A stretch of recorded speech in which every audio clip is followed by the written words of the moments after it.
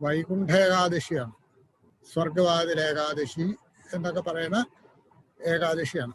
ഈ ഏകാദശി എന്ന് പറഞ്ഞാൽ നമ്മൾ മുമ്പ് ഒന്ന് പറയേണ്ടതായിട്ടുള്ളതാണ്, ഒരു വ്രതം ആണ്.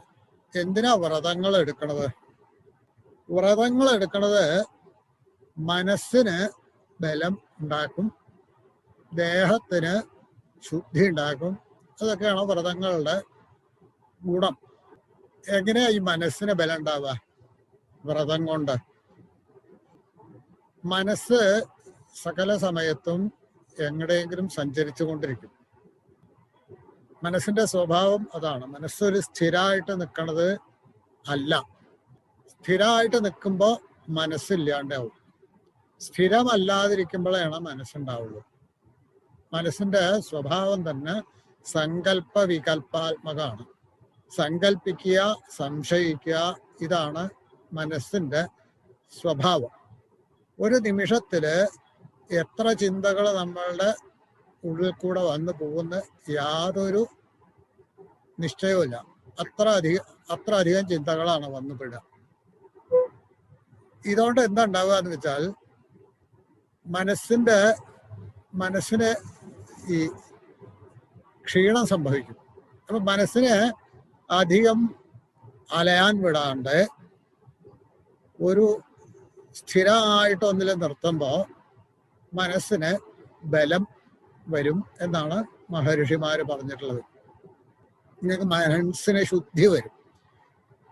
അത് നമുക്കൊക്കെ അറിയാവുന്ന കാര്യം തന്നെയാണ്. ആവശ്യമില്ലാത്തത് ചിന്തിച്ച് മനസ്സ് കാട് കയറി പോകുന്നതിന് പകരം ഒരു കാര്യത്തിന് മാത്രം മനസ്സ് ഉറച്ചു നിന്നാൽ സുഖം ഉണ്ടാകും എന്നുള്ളത് നമുക്കൊക്കെ അറിയാവുന്ന കാര്യമാണ്. അതിന് ഏറ്റവും നല്ലത് വ്രതങ്ങളാണ്. എന്താന്ന് വെച്ചാൽ ശാരീരികം ആയിട്ടും മാനസികം ആയിട്ടും ഒരു ശുദ്ധി നമുക്ക് നിലനിർത്താൻ പറ്റുന്ന വിധത്തിലാണ് വ്രതങ്ങളുടെ സമ്പ്രദായം. ഇപ്പൊ ഏകാദശി വ്രതം എടുക്കുകയാണെന്ന് വെച്ചാൽ തലേ ദിവസം, അതായത് ദശമിയുടെ അന്ന് ഒരു നേരം ഭക്ഷണം കഴിച്ച് അന്ന് ശുദ്ധിയായിട്ടിരിക്കണം. പിറ്റേ ദിവസം ഭക്ഷണമൊന്നും കഴിക്കാതിരിക്കണം. അതിൻ്റെ പിറ്റേ ദിവസം ഒരു നേരം ഭക്ഷണം കഴിക്കണം. അപ്പോൾ എന്താന്ന് വെച്ചാൽ ഈ ആഗ്രഹങ്ങൾ അടക്കി നിർത്താൻ പറ്റും നമുക്ക്. അങ്ങനെ അടക്കി നിർത്തുമ്പോൾ നമ്മളുടെ എന്താ പറയാ, ഈ പിടിവിട്ട് പോവാണ്ടിരിക്കും. ഇപ്പൊ കുട്ടികൾക്ക് എന്തെങ്കിലും കണ്ടാൽ അപ്പം അത് കിട്ടണം, എന്തെങ്കിലും ഭക്ഷണം കണ്ടാൽ അപ്പം അത് കഴിക്കണം എന്നൊരാഗ്രഹം ഉണ്ടാവും. അത് നമുക്ക് പ്രായമാവും തോറും അത് നിയന്ത്രിക്കാൻ പറ്റും. എന്നാൽ കുറച്ചും കൂടി പ്രായമായാൽ അത് നിയന്ത്രിക്കാൻ പറ്റാണ്ടാവും. അങ്ങനെ പലർക്കും കാണാം. ഇപ്പൊ ഈ ഡയബറ്റിക്സ് ഉള്ളവർക്കൊക്കെ ചിലർക്ക് മധുരം കണ്ടാൽ കഴിക്കാണ്ടിരിക്കാൻ നിവൃത്തിയിൽ അത്ര ഒരു ആർത്തി അതിനോട് വന്നുപെടും. ഇത് ഒക്കെ കുറയ്ക്കാൻ, ഈ ആർത്തി വരണതൊക്കെ കുറയ്ക്കാൻ വ്രതങ്ങള് നല്ലതാണ്. അപ്പൊ ഏകാദശിക്ക് 2 വിധത്തിലുണ്ട് ഏകാദശി നോൽക്കുന്ന സമ്പ്രദായം. ഒന്ന് ഭൂരിപക്ഷ ഏകാദശി, പിന്നൊന്ന് ആനന്ദപക്ഷം എന്ന് പറഞ്ഞിട്ട് 2 ഏകാദശി. അതിലെ ഭൂരിപക്ഷം ഏകാദശി എങ്ങനെ ഉള്ളതും 2 വിധത്തിലും ആചരിക്കുന്നവരുണ്ട്. അതിലത്തെ ഒന്നുള്ളത് ഉദയത്തിന് ഏകാദശി ഉണ്ടാവുക, അതായത് ദശമി സ്പരിശം ഇല്ലാണ്ട് ഏകാദശി, അല്ലെങ്കിൽ ദ്വാദശി സ്പരിശം ഇല്ലാണ്ട് ഏകാദശി നോക്കാം. ഇത് രണ്ടുമാണ്. അപ്പോൾ എങ്ങനെയാ വെച്ചാൽ ഉദയത്തിന് ഏകാദശി ഉണ്ടെന്ന് വെച്ചാൽ അന്ന് നോൻപ് നോക്കാം. അത് ചിലപ്പോ തലേ ദിവസം രാവിലെ ഒരു 7 മണിക്ക് തുടങ്ങി, 7 മണി ഇപ്പൊ ഇവിടെ ആവുമ്പോൾ ഒരു 9 മണിക്ക് തുടങ്ങി നിൽക്കാം. ഈ കാലത്ത് ഒരു 9 മണിക്ക് തുടങ്ങി പിറ്റേ ദിവസം 9 മണി വരെയാണ് ഏകാദശി ഉള്ളത് എന്ന് വെച്ചാൽ ഈ പിറ്റേ ദിവസം ആണ് ആചരിക്കുക. അങ്ങനെ ഒരു പക്ഷക്കാരുണ്ട്. വേറെ ഒരു പക്ഷക്കാരെങ്ങനെയാന്ന് വെച്ചാൽ ഈ 9 മണിക്കാണ് തുടങ്ങണത് വെച്ചാലും തലേ ദിവസമാണ് അതായത് ഉദയം കഴിഞ്ഞിട്ടാണ് തുടങ്ങുന്നത് വെച്ചാലും തലേ ദിവസത്തെ ആണ് ആചരിക്കുക. എന്താ വെച്ചാൽ അത് ദശമി സംബന്ധം ഉള്ള ഏകാദശിയാണ്, മറ്റത് ദ്വാദശി സംബന്ധമുള്ള ഏകാദശിയാണ്. ഈ 2 ഏകാദശി ആയാലും നോൽക്കാം, അതിനൊന്നും വിരോധമൊന്നുമില്ല. അത് അവനവൻ എങ്ങനെയാണ് ഉദ്ദേശിക്കുന്നത്, അല്ലെങ്കിൽ ഗുരുവിന്റെ ഉപദേശം എങ്ങനെയാണെന്ന് വെച്ചാൽ അങ്ങനെ നോൽക്കാം. ഏതായാലും ഏകാദശി നോൽക്കുകയാണ് വേണ്ടത്.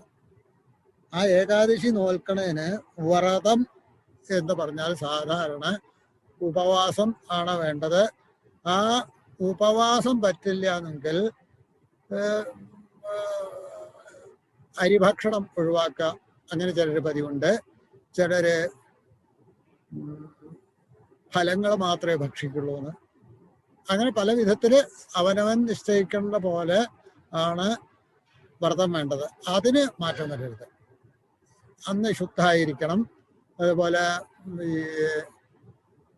സ്ത്രീ സംഘം അല്ലെങ്കിൽ ലൈംഗികമായിട്ടുള്ള പരിപാടി, ഈ സംഘം ഒന്നും പാടില്ല. അങ്ങനെ ഒരു ശുദ്ധമായിട്ടുള്ള അവസ്ഥ ഉണ്ടാവണം. അതാണ് ഏകാദശിയുടെ സ്വഭാവം. അതിൻ്റെ പേരെന്നെ എങ്ങനെയാണ് ഏകാദശി എന്ന് പറഞ്ഞാൽ സാധാരണ ഏകം ദ്വയം ത്രയം ചതു പഞ്ച ഷൽ സപ്ത അഷ്ട നവ ദശ ഏകാദശ, അങ്ങനെ 11 എന്നർത്ഥം വരുന്നതാണ് ഏകാദശ. അത് തിഥി ആവുകൊണ്ട് അതിന്റെ സ്ത്രീലിംഗം എടുത്തിട്ട് ഏകാദശി ആവും. വേറൊരർത്ഥം പറയാറുള്ളത് ഏകാദശ, 1 എന്നുള്ള അവസ്ഥ. അപ്പൊ സംഘം പാടില്ല, വേറൊരാളായിട്ട് കൂട്ടുകൂടിയിട്ട് ഉള്ളതല്ല ഈ ഏകാദശി. അവനവനെ ഒറ്റയ്ക്ക് ഇരിക്കുക. ആ ഒറ്റയ്ക്ക് ഇരിക്കുക എന്ന് പറഞ്ഞാൽ ബാക്കിയുള്ള സംഘങ്ങളിൽ നിന്നൊക്കെ വിട്ടു നിൽക്കുക എന്നർത്ഥം. അങ്ങനെ ഇരിക്കുന്ന സ്ഥിതിക്കാണ് ഏകാദശി എന്ന് പറയാം. ഈ ഏകാദശി അന്ന് നാമം ജപിക്കുക വളരെ ഗംഭീരമായിട്ടുള്ളതാണ്. പ്രത്യേകിച്ച് ധനുമാസത്തിൽ വെളുത്ത ഏകാദശിയാണിത്. ഈ ഏകാദശി നോറ്റാലോ ഈ ഏകാദശിയുടെ മരണം വരെ അങ്ങനെയൊക്കെ വന്നാൽ സ്വർഗത്തിലേക്ക് പോകുന്നതാണ് പറയാ. വൈകുണ്ഠത്തിലേക്ക് എത്തും. വൈകുണ്ഠ ദ്വാരം തുറക്കുന്ന ഏകാദശിയാണ് വൈകുണ്ഠ ഏകാദശി. അത്ര ഗംഭീരമായിട്ടുള്ള ഏകാദശിയാണ്. അന്ന് നാമം ജപിക്കുക. നാമം ജപിക്കല് വളരെ ശക്തിയായിട്ടുള്ളതാണ്. അതിന്റെ ശക്തി എത്രയാന്ന് പറയാൻ പറ്റില്ല. ഒരു ദിവസം ഇത്ര നാമം ജപിക്കാന്ന് തീരുമാനിച്ച് അത് തുടങ്ങിയെന്ന് വെച്ചാൽ യാതൊരു സംശയമില്ല, അല്ല ഞാൻ അനുഭവസ്ഥനാവുകൊണ്ട് പറയുകയാണ്, ഇത്ര നാമം ജപിക്കുന്നത് തുടങ്ങിയാൽ ആരോ ഒരാൾ നിങ്ങളുടെ കൂട്ടിനുണ്ടെന്ന്, ആരോ ഒരാൾ നിങ്ങളെ രക്ഷിക്കാൻ എല്ലാപ്പോഴും ഉണ്ടാവും ഒപ്പം ഒരു വിശ്വാസം വരും. ആ വിശ്വാസം വെറുതെ ആവില്ല, എല്ലാപ്പോഴും ആരോ ഒന്ന് രക്ഷിക്കാനുണ്ടെന്നുള്ള ബോധ്യം തന്നെ വരും. അത് ഇങ്ങനെയുള്ള പുണ്യദിനങ്ങളിലാവുമ്പോൾ കുറച്ച് കൂടുതലാണ് അതിൻ്റെ ഫലം. ഹരേ രാമ രാമ രാമ ഹരേ ഹരേ, ഹരേ കൃഷ്ണ കൃഷ്ണ കൃഷ്ണ ഹരേ ഹരേ എന്ന് ജപിക്കുകയാണെന്ന് വയ്ക്കാം. ഇത് കലിനാശനോപനിഷത്താണ്. കലി ഇല്ലാണ്ടാക്കും. കലി എന്ന് പറഞ്ഞാൽ കലിയുടെ ദോഷങ്ങൾ ഇല്ലാണ്ടാക്കും. കലികാലത്തുണ്ടാവുന്ന ദോഷങ്ങൾ, അതായത് കോപം വരിക മുതലായിട്ടുള്ള നമ്മളെ ബാധിക്കുന്ന ദോഷങ്ങൾ മുഴുവൻ ഇല്ലാണ്ടാക്കുന്നതാണ് ഈ കലിനാശനോപനിഷത്ത്. ഇത് രാവിലെ മുതൽ വൈകുന്നേരം വരെ ചെല്ലുകയാണെന്ന് വെച്ചാൽ വളരെ ഗംഭീരാവും, വലിയ ഗുണം ഉണ്ടാക്കും. ഹരേ രാമ രാമ രാമ ഹരേ ഹരേ, ഹരേ കൃഷ്ണ കൃഷ്ണ കൃഷ്ണ ഹരേ ഹരേ,